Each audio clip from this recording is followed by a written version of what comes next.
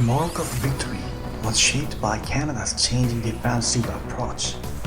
In the first half, Canada remained compact in a disciplined mid-block, but after falling behind, they pressed much higher, leaving far more space behind the defensive line.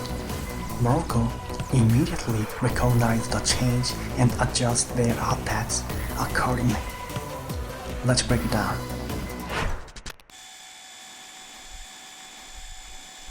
Canada's defensive structure changed significantly between the first and second halves, and that adjustment had a major influence on the outcome of the match.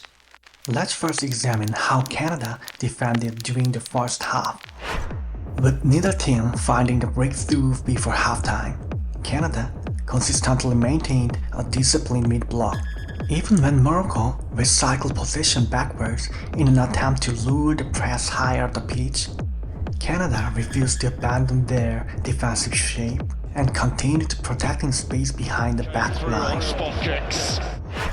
Despite Canada's compact defensive structure, Morocco repeatedly looked for opportunities to attack the space behind the defensive line. Because Canada's backline remained below the halfway line, very little depth was initially available. To manipulate the defensive block, Morocco circulated the possession with short passes on the right side near the halfway line, encouraging Canada to shift across. Once Canada's block moved toward the ball, Morocco deliberately recycled possession backward to attract additional pressure.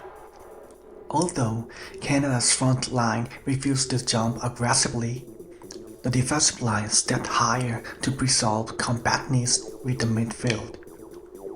Recognizing the newly created depth behind the back line, the ball carrier attracted the nearest defender before delivering a perfectly timed long pass toward the overlapping fullback.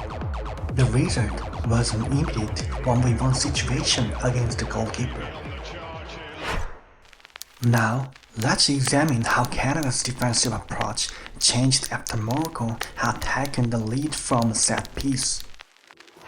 As soon as Morocco recovered the second ball, Canada's first line immediately pressed aggressively.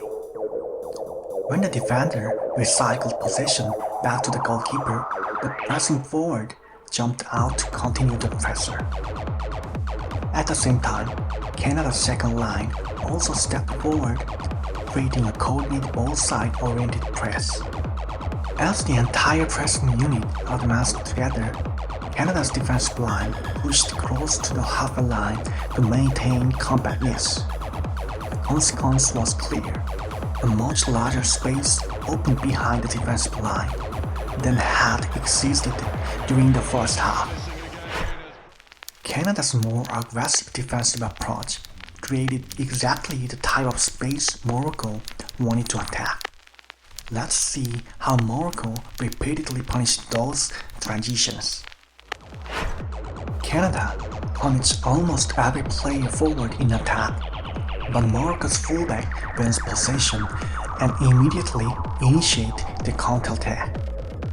While Canada's players attempted an aggressive counter-press, Morocco's three advanced attackers instantly sprint forward into open space.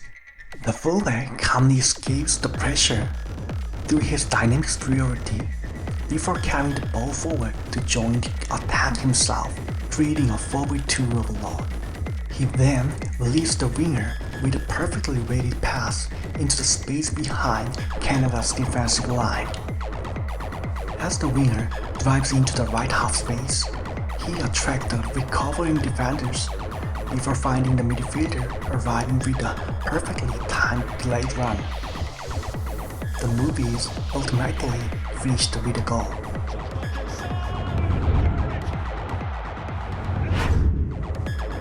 Morocco's transition was built on three key actions. First, they broke Canada's aggressive counter-press. Then, they attacked the space behind the ball before Canada could recover, creating a 4 versus 2 overload. Finally, the winger fixed the recovering defenders, opening the passing lane for the delayed runner, who arrived completely unmarked to finish the move. This time, Morocco regains possession through coordinated defending in midfield, before immediately launching another counterattack.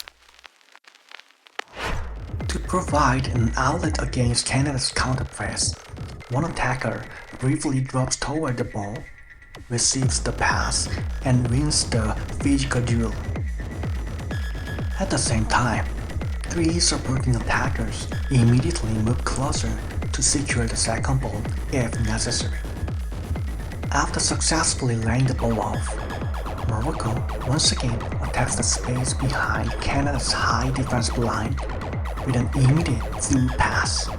While the midfielder becomes the new ball carrier, two teammates simultaneously make runs in different directions, stretching the recovering defenders. With the defense completely separated, the ball carrier delivers a perfectly timed pass into the left half space for the advancing midfielder. The attack once again ends with a goal.